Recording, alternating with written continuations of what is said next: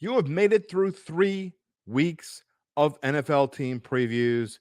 Today, it's the Los Angeles Chargers. Where you at, everybody? The Chargers, number 12 of 32 of our team previews. I am Jim Derry. This is the Dattitude Podcast. Well, it's actually bet.NOLA.com, powered by the Dattitude Podcast, but you get my drift. What do we think about the Chargers? We think that they had maybe the most depressing end to the season last year than anyone else. And that, I mean, how can they do that? How could that happen? They were 10-7.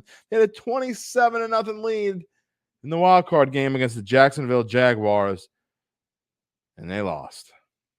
Of course, that's a big part of this preview. You can't talk about the future without talking about the past. We'll try to get through it quick, Chargers fans, and tell you why they'll be better in 2023. Or maybe we won't.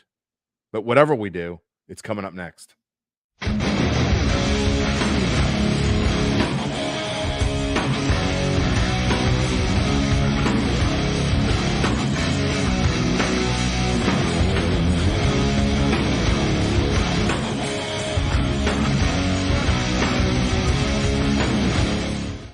Okay, Los Angeles Chargers time, and I promise, by the way, I didn't mean to wear Chargers colors.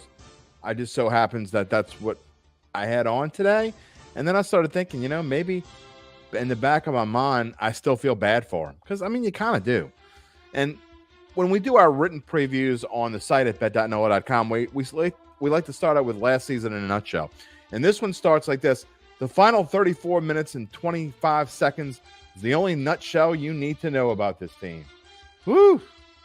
27-0 lead over Jacksonville with 4:25 to go in the first half. AFC wildcard game. A chance to get that bugaboo off their shoulders. They were going to go to the divisional round, but in their first playoff win since 2018. Just the second playoff win since 2013.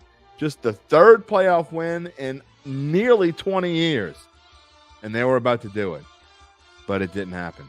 So much has been promised since bringing in Brandon Staley. First off, I'm not the biggest Brandon Staley fan on the planet. Anyone who's listened to me at all knows I hate the analytics coaches, and there probably is no bigger user of analytics than Brandon Staley. 4th and 3, if it says 51% on the card, you go for it. If it says 49% on the card, you don't go for it. This is a guy who doesn't seem to use any gut whatsoever. So what have the Chargers done? They have made some changes, and specifically on defense, they have a new defensive coordinator in Derek Ansley, and Ansley is just 41 years old. Kind of goes with the theme of the Chargers, right?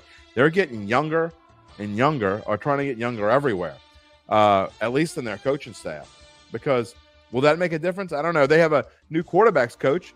It's a name some of you know, even around the area of New Orleans, which is where we're based out of, hence bet.nola.com. You know Doug Nussmeier. You remember him? How old are you? Doug Nussmeier is a former Saints quarterback. Oh, you're not that old. You're a young guy. What about the LSU Tigers? Garrett Nussmeier. Yeah, that Nussmeier. That's his son. He is the quarterback's coach. He will be working with Justin Herbert. What will he do to make Justin Herbert any better? Well, you know what? Herbert was pretty good for most of the year. He threw for just shy of 5,000 yards. In fact, I think it was 260 or so yards shy of 5,000. The problem was, the latter half of the season, he started to tail off a little bit. And in fact, the last 5 games of the year, including that playoff game, he did not throw for 300 yards once. And if you look at these numbers on the screen, that is the MO of these Los Angeles Chargers. Look, they were, third in the league in passing and 30th in the league in rushing, which some of you might be surprised because they had Austin Eckler. The problem with Austin Eckler was he didn't do much out of the backfield. He only gained 900 yards, and you say only. Well, I mean, now that you're playing a 17-game season, that just isn't that much. He scored 13 touchdowns, which is great from the running game. But you got to be able to rush for more than 900 yards. I know a lot of fantasy owners were probably a little ticked off. So what will they do any different? Maybe nothing. But the thing is, if you're not going to do anything different, if you look at these changes, and we had to struggle to find both a third player to put on the top newcomers and the top key departures. I mean, I never have to struggle to put anyone there. In fact, I wish I had 5, 6, 7 spots sometimes. For the Chargers, they didn't change very much. They still have basically the same team. You look at the rest of the offense. Keenan Allen, Everybody loves Keenan Allen if you have him on your fantasy team. That is until he gets hurt. Keenan Allen seems to get hurt almost every year, but when he's in there, he's one of the best fantasy receivers in the game, and he's one of the best producers on a football field in the game. Mike Williams, pretty much the same thing. When he's playing, if he were to play 17 games, he'd probably catch 1,400, 1,500 yards and have about 12, 14, maybe 15 touchdown receptions. But they just don't stay healthy. So what did they do? They went out in the first round and they got a receiver, Quentin Johnston. And, Quentin Johnston, by all accounts so far in preseason, is taking a big step, is going to be a big part of this offense. But here's the thing. You don't want him to be too big a part of your offense early on. You want him to grow and have a chance to become a number one at some point in his career, early in his career, maybe 2 years from now. But you don't want it to happen now. You got to keep Keenan Allen healthy. You got to keep Mike Williams for this team healthy to be any good. Defensive side of the ball, again, not many changes. You look at the numbers. They were 7th against the pass. They were 28th against the run, which means 20th overall. This team is going to beat the Chiefs, which they were not able to do last year, and they haven't been able to do 15 out of the last 18 times they've played them. If they're going to beat the Chiefs, they've got to be better than 20th on defense. And I get 7th against the pass, but Patrick Mahomes can do it any kind of way he thinks he needs to do it, and they will. Joey Bosa had a wonderful season last year, and he kind of came back. He has had injury troubles in the past. That seems like a recurring thing with some of these Chargers, right? He's got to have to step it up along with Khalil Mack. And those two guys, Bosa and Mack, will have to be better against the run. They have to be able to stop the run. 8th toughest schedule in the NFL. We talked yesterday about Vegas' schedule, which I believe was the 5th toughest schedule in the NFL. But the thing about the Chargers, which is inherently different from the Raiders, is the Raiders have a brutal opening stretch of 6 games, really 6 to 8 games. This schedule can be got, especially early on. Miami at home, at Tennessee, at Minnesota, against Vegas before the early bye week. Everybody hates the week 5 bye week.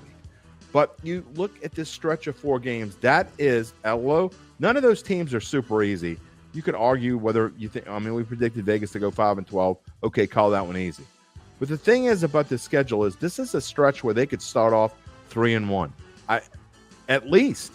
That potentially could go 4-0. There's none of those 4 teams they can't beat.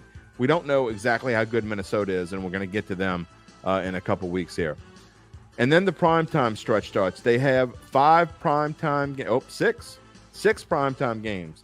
Including a Saturday tilt against Buffalo towards the end of the season. But Dallas at Kansas City, that's brutal.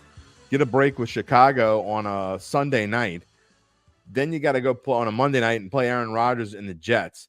You look at the back half and more games they can win. At New England, Denver, at Vegas. Those are 3 games they certainly could win before they finish off with Buffalo, at Denver, and then Kansas City. Man, if they want to win 11 games and win this division, you got to figure they got to get to 10 wins before they play Buffalo. It's going to be tough. That's going to be tough. So I guess it's drum roll, please kind of time. What do we think about this Chargers team, and what are our best bets? I think 10-7 is probably about where they are. Now, if they get off to a super hot start and maybe they're 5-1, or dare I even say 6-0 or something like that, then maybe. But they're going to have to start off super hot. If this team isn't at least, 3-1 that first stretch before the bye week, we talked about it, then they play Dallas. They're not at least 3-1. If they start off 2-2, you can just write them off. They're not going to make a comeback. And I just don't think this team is going to be all that much better. But here's the thing.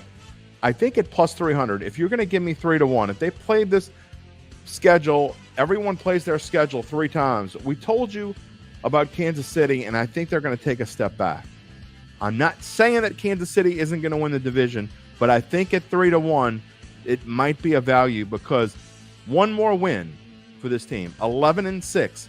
If this team can get to 11-6, they can win this division because I think that there's a realistic chance that Kansas City goes 10-7, or even at 11-6, maybe the Chargers win a tiebreaker.